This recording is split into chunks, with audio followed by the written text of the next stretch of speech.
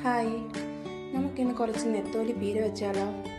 നെത്തോലി അല്ലെങ്കിൽ ചൂടാന്നൊക്കെ ഞങ്ങളിവിടെ പറയും. അതിനെന്തൊക്കെയാണ് വേണ്ടത് നമുക്ക് നോക്കാം. മീൻ കഴുകി നല്ല വൃത്തിയാക്കി വെച്ചിട്ടുണ്ട്. പിന്നെ നമുക്ക് ഇഞ്ചി വെളുത്തുള്ളി ചതച്ചെടുത്തേക്കാണ്, ചെറിയുള്ളി, പച്ചമുളക് ചതച്ചത്, തേങ്ങ, കരിവേപ്പില, മഞ്ഞൾപ്പൊടി, പിന്നെ കുടംപുളി കീറി വെള്ളത്തിലിട്ടിട്ടുണ്ട്, വെളിച്ചെണ്ണ. നമുക്കിനി മീനിലേക്ക് തേങ്ങ, മഞ്ഞൾപ്പൊടി, കറിവേപ്പില, ചതച്ച് വെച്ച പച്ചമുളക്,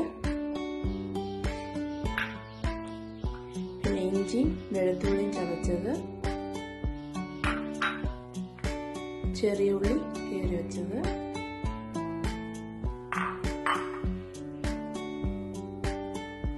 ആവശ്യത്തിനുള്ള ഉപ്പ്, പിന്നെ കുടംപുളി.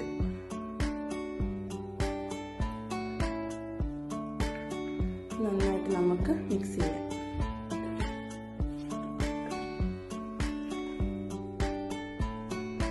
നമ്മൾ നന്നായിട്ട് എല്ലാം ചേർത്ത് മിക്സ് ചെയ്തു.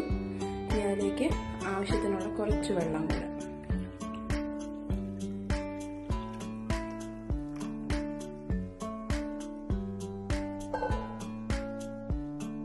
പിന്നെ നമുക്ക് കുറച്ച് വെളിച്ചെണ്ണയും കൂടി ഇതിലോട്ട് ചേർക്കാം.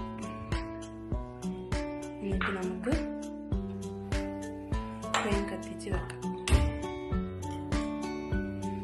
ഒന്ന് തിളയ്ക്കുന്ന വരെ ഹൈ ഫ്ലെയിം കിടന്നിട്ട് ഒന്ന് തിളച്ചതിന് ശേഷം നമുക്ക് മീഡിയം ഫ്ലെയിമിലിട്ട് വെന്തെടുക്കാം.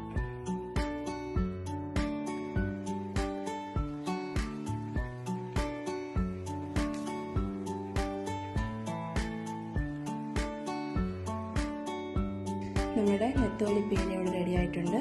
നമുക്കതിനൊരു പാത്രത്തിലോട്ട് വിളമ്പാം.